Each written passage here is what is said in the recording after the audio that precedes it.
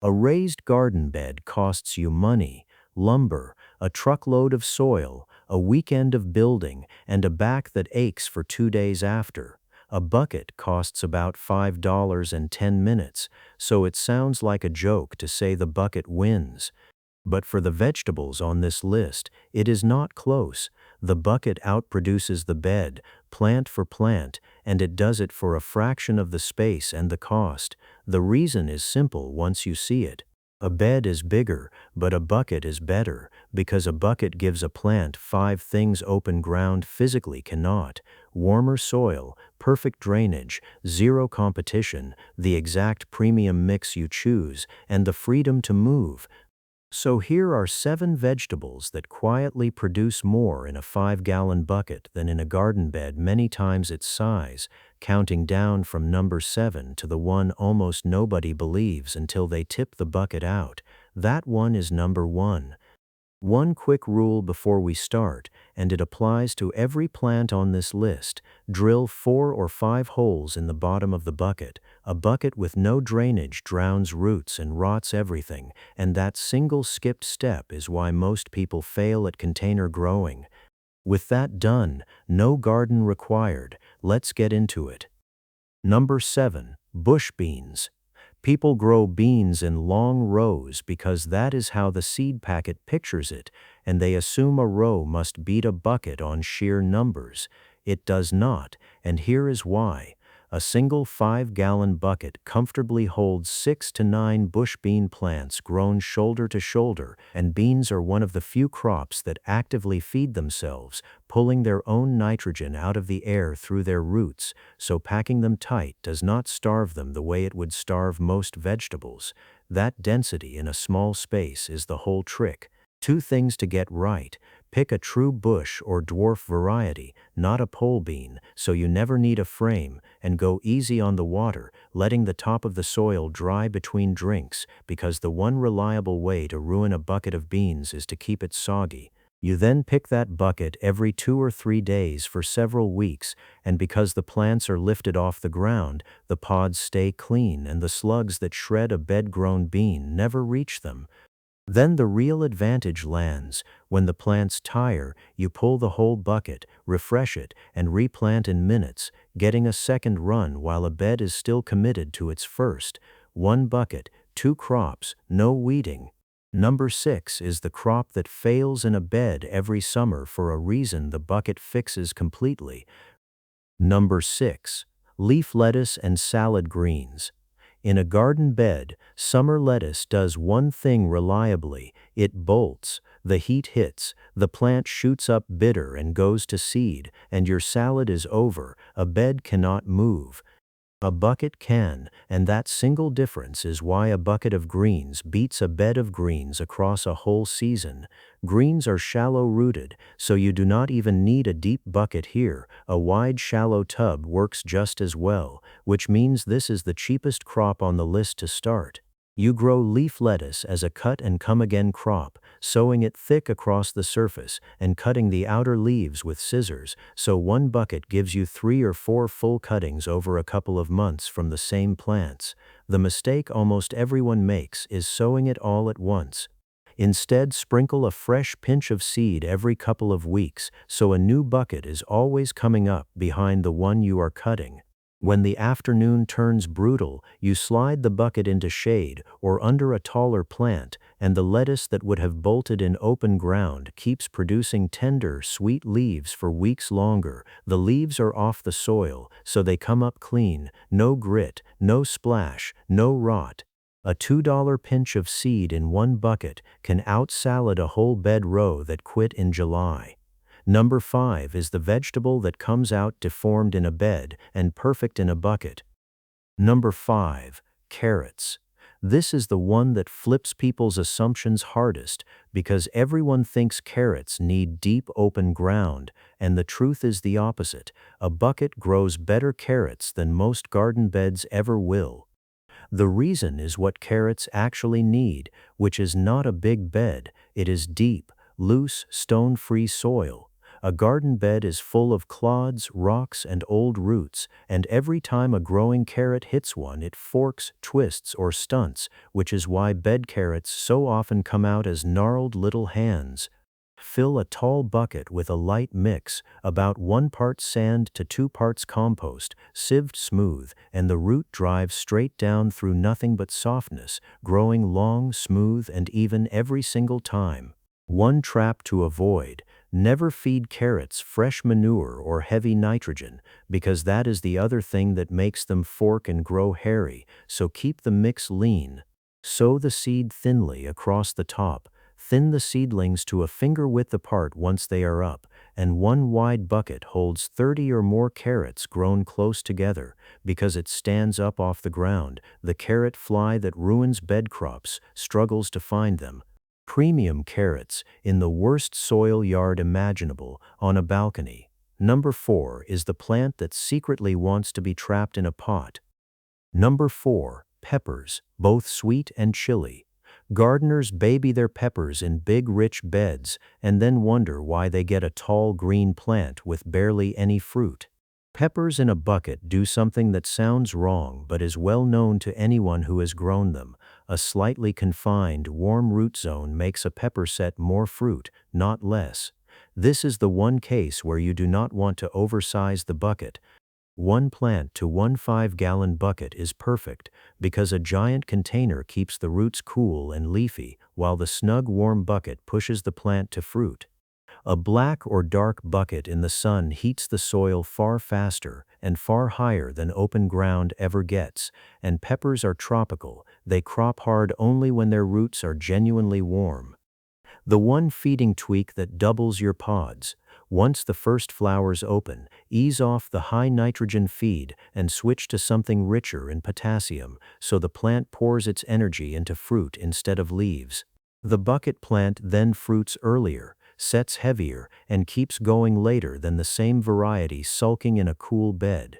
One well-fed plant can set dozens of pods across the season, and when the first cold night threatens, you carry the whole thing indoors and steal another 2 or 3 weeks. A bed grower simply loses: warmth, confinement, and mobility, 3 things a bed cannot give, all stacked into 5 gallons. Number 3 is the crop most people are shocked you can grow in a bucket at all. So that is the first 4. Beans, greens, carrots, and peppers, the crops where the bucket wins on density, mobility, and soil you control. The top 3 are different. These are the big, greedy, heavy-yielding vegetables that everyone assumes need a real garden, and they are exactly the ones where a single bucket embarrasses a bed the hardest. Quick question before we get into them: which of these have you actually grown in a container, and which one did you assume was impossible? Tell me in the comments. I read them. Now, number 3. Number 3, tomatoes. This is the one people argue about, because the tomato is the king of the summer bed and it feels like heresy to put it in a bucket. But a bush, or determinate tomato in a single 5-gallon bucket regularly outproduces the same variety in a bed, and the reason is control. Variety is the first half of that control. Choose a determinate or patio type that stays compact and sets its fruit in a concentrated flush, not a sprawling indeterminate that wants to climb 3 meters. In a bed, your tomato shares its water and food with everything around it, sits in cool soil, and catches blight splashing up off wet ground. In a bucket, you give it a warm root zone, you feed and water that one plant precisely, and it sits lifted away from the soil that carries disease. The single skill that decides your harvest is consistent watering. A tomato that dries out hard and then gets flooded splits its fruit and rots at the base, so water little and often, and that one problem disappears, an advantage a sprawling bed makes almost impossible.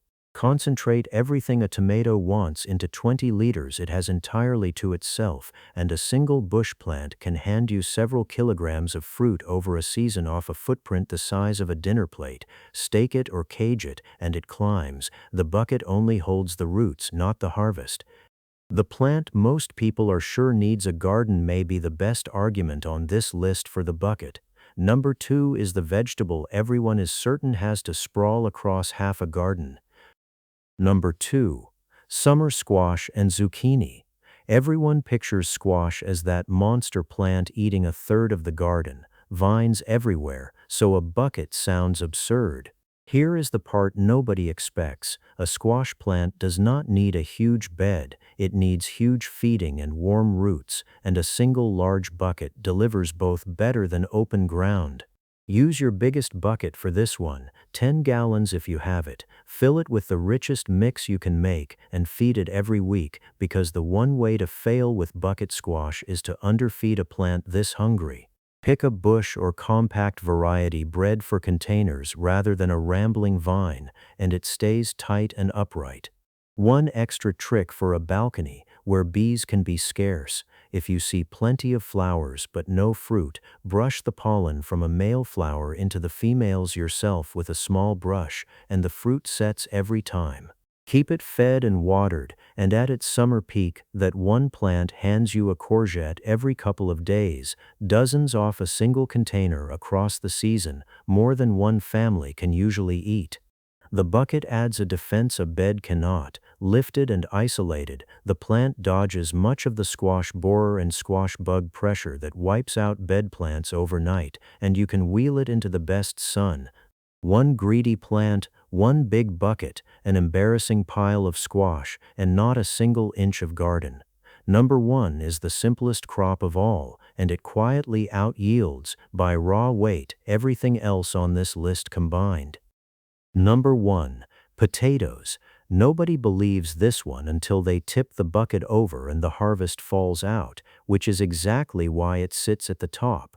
A potato is the crop a bucket was born to grow, because potatoes make their tubers along a buried stem, so you do not garden outward, you garden upward. Start the seed potatoes a couple of weeks early on a windowsill until short green shoots appear, which gives them a running start.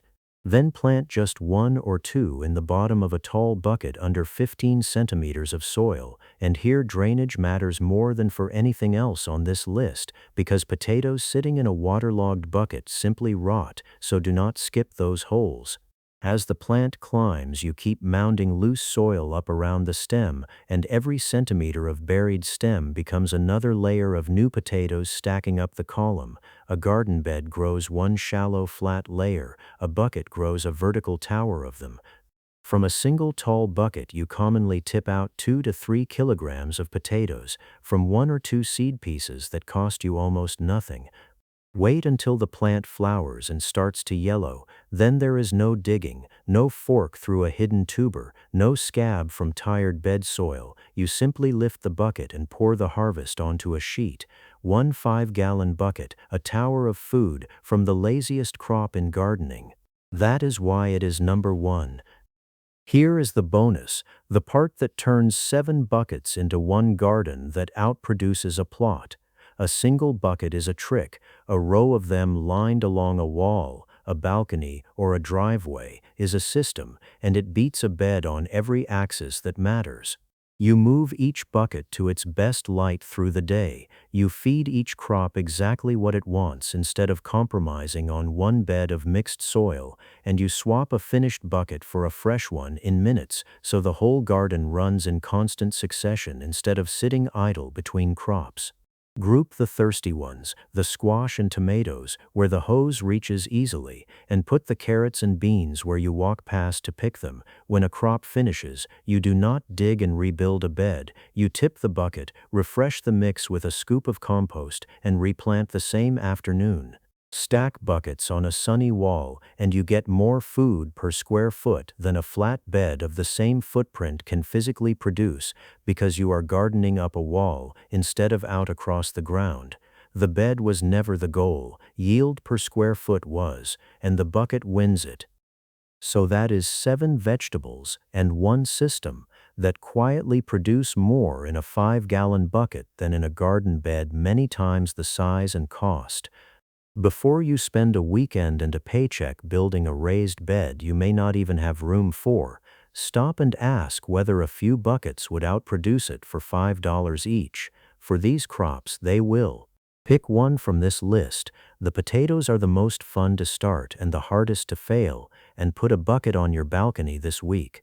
Subscribe to stay on the 1 acre blueprint, because next we take this further: how to turn a wall of these buckets into a vertical garden that grows a genuine amount of your own food in a space the size of a parking spot. And tell me in the comments, which one bucket are you filling first?